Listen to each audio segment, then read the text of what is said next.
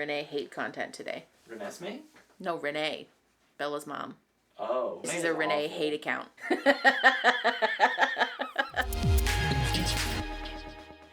Okay, hi everybody. My name is Mickey. I'm a therapist and we talk about therapy things on this channel, so thank you for coming back if you've been here before. Or hi, welcome if you're new. We are talking about Twilight today. Stop. We're also talking about parentification. This is something that I have seen a couple of requests for me to talk about, so we're just going to jump into it and kind of like meld the two together. I have lots of thoughts. I also have notes, so that's why I'm doing this number. But yeah, let's just get into it. Okay, hi everybody. Editing Mickey here. I am just jumping in before the video gets rolling to let you guys know that I'm aware that there's lots of other problematic shit going on in Twilight. Just because we're talking about parentification specifically today doesn't mean that I don't think that there aren't other problematic aspects with the movie and the series in general. I can make a video about those things if you guys want me to. The reason that I didn't talk about it in this video is because Cinema Therapy has already made a video, actually several videos about Twilight that I think were really well done, and so I didn't want to just recreate the video that another creator had already made just for the sake of. And this topic we had already queued up to make a video about, and it was just on my mind while we were watching Twilight, so it felt like a fun intersection for me to talk about. So like I said, I just wanted to clear that up. I'm aware there's lots of other problematic stuff to talk about in Twilight, and if you guys are interested in that, I'll happily make a video about it. I will also leave a link in the description to the Cinema Therapy videos in case you guys are wanting to scratch that itch in the meantime. But yeah, that's it. I just wanted to let y'all know.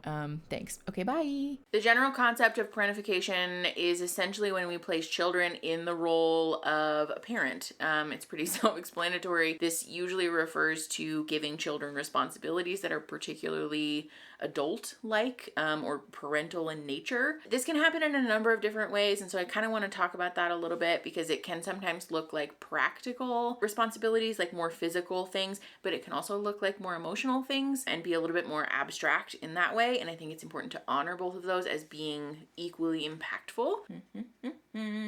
I also wanted to talk about this with a very clear caveat from the jump. Parentification is not always a result of malicious or intentionally abusive or neglectful parenting. This is sometimes a result of living in an oppressive world, and sometimes a result of poverty and being marginalized. And so it's important to honor that there are extenuating circumstances and that people from all different walks of life and from different cultural backgrounds can experience parentification in a number of different ways. I also wanted to give the caveat here that I usually give to clients when we're working on parental things. We can very much honor that parents are good people, but have also behaved in ways that are hurtful or detrimental to people, to like their children as human beings, and that's okay. Those things can coexist. We can honor that our parents have hurt us.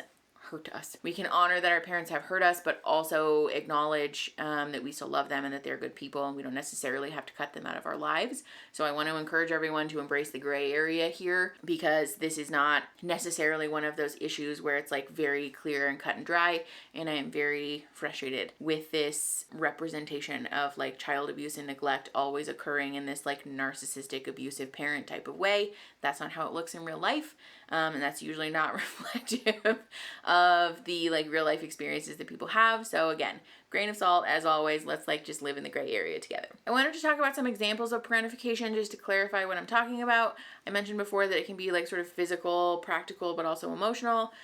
This can look like older siblings being responsible for babysitting younger siblings. So like household things that, you know, like cooking, cleaning, changing diapers, literally just being home with the younger siblings while parents are out of the house.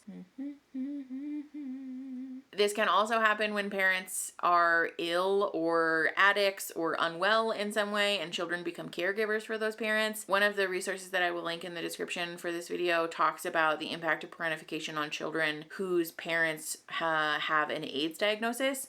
And so, yeah, I found that that research very interesting. But this is a very common phenomenon for children whose parents are chronically ill and have like terminal illnesses and things like that. And this is what I mean about it not always being reflective of like malicious, abusive parenting. And so sometimes it can look that way too, where, you know, like the parent being physically unable to do certain things means that the child takes up these responsibilities. In the emotional aspect, this can sometimes look like a child being treated more as a peer or a confidant by the adults in their life. So more so being treated like a best friend than a child.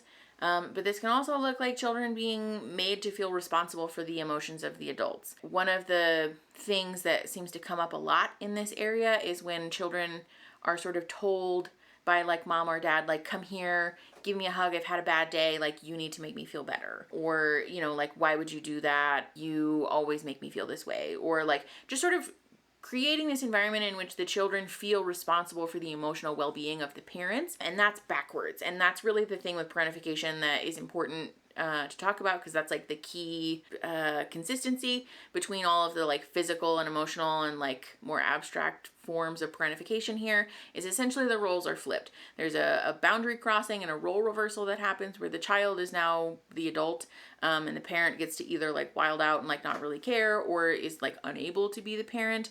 And so it is like backwards of the way that the family unit is typically supposed to run. The reason I say that we are talking about Twilight is because I think Bella and Rene are a perfect example of what parentification looks like. And honestly, kind of like Bella and Charlie too, to an extent. I mean, I will be the first one to say that like book Charlie sucked and like movie Charlie was like okay, but like Charlie generally really did not do a good job of like being a parent. And so like I think Bella's parents generally really didn't do a great job of being parents. But like I said, this is a Rene hate account. I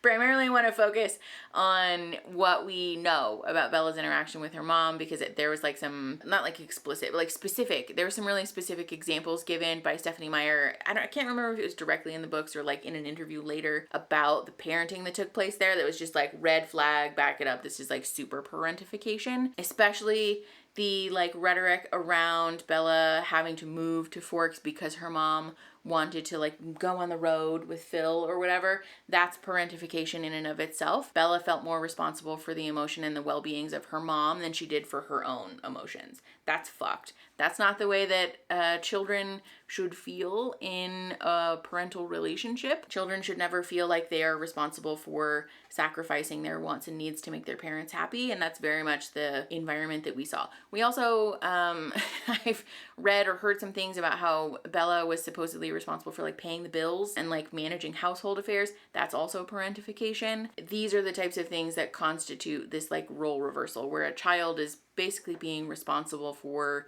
maintaining household functioning, making sure that their parent is okay. All of these things are backwards of the way that a family unit is supposed to run.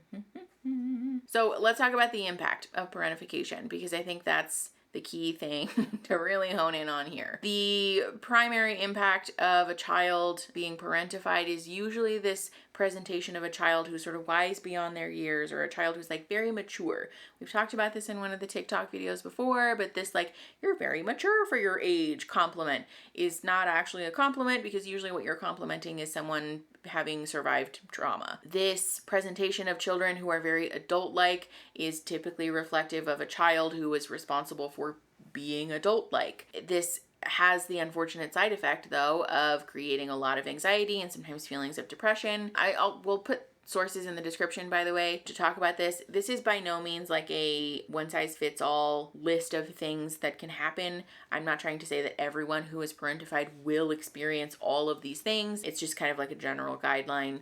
Please understand that some people will experience these things, some people won't. Some people might experience different things. But the key takeaway here is that parentification can sometimes manifest in like, I guess what are like sort of practically useful skills, but is never emotionally helpful in the long run. I very much want to encourage people to not do the thing where we tell victims of trauma to be thankful for their trauma because it was practically useful to them in some way.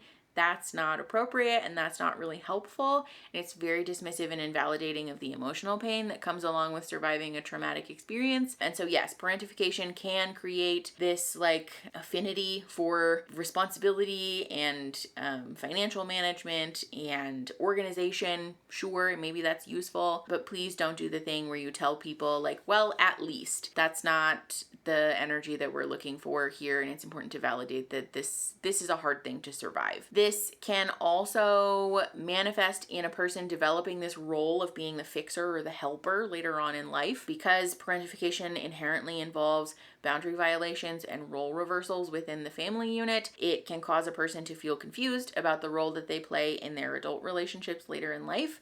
And so this is where we see the person who sort of attracts or finds themselves in relationships with friends or romantic interests in which they feel a desire to fix them or, you know, sort of constantly look after them and take care of them, or can be, I guess, can be reflective of this parentification phenomenon where, you know, it feels familiar to you. It feels safe to you to be the caretaker and to be the person who's responsible for everybody else's chaos. And so it's just kind of like, this is the way that it is. I have also seen, just in my own personal experience, that it can sometimes fuck a person's ability to understand and develop their own identity. Realizing that you were responsible for the well-being emotionally and practically for other people for your entire life is a little bit of a head trip. And oftentimes that's such an all-consuming endeavor that there's not really the exploration period that most children and adolescents go through. Basically what I'm saying is that when you move through this trauma of trying to take care of other people for your whole life, you're not really doing the thing that your peers are doing, where they figure out their likes and dislikes and explore their identity in that developmentally appropriate way. It has a tendency to suck up your life. And so it can be very confusing to be an adult and realize that you were parentified and then be like, oh, I don't have an identity. Like, I don't know who I am. And this is something that I have helped people work through, and something that we see supported in the research also that is very confusing and very difficult to deal with. I think this might also manifest in people forming relationships with vampires and murderers and people who are like maybe just not super good for them, you know? Edward was good for Bella. But, like, could she have found someone better is the question. I mean, like, Mike Newton was kind of a fuck around, you know? But, like, maybe Bella could have had a normal teenage life. I'm just saying. She knew what she wanted. Whatever. Listen, teenage me is, like, very here for the romance, but adult me is like, girl, maybe we could have had a nice relationship with some bland boy in Phoenix, you know? I don't know.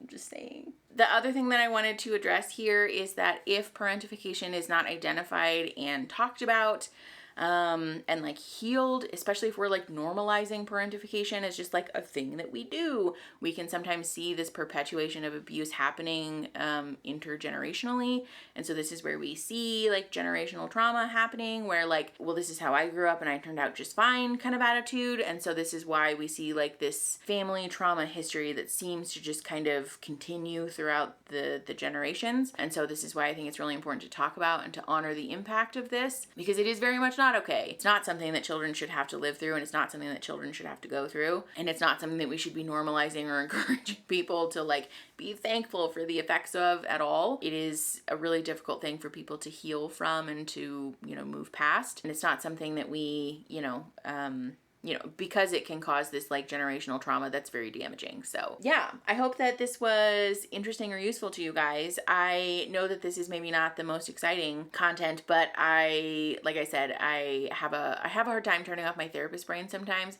And so when I was like, you know, doing the thing that everybody was doing when Netflix put all 4 Twilight movies back on the streaming service, I noticed this stuff and I was like, I want to talk about this. So I hope that you guys found this interesting or useful. I enjoyed it. If you like the video, subscribe to the channel. We make content like this and then other fun therapist react style stuff. And then share the video to help the channel grow and to help each other grow. And I will see you guys next Saturday. Okay, bye.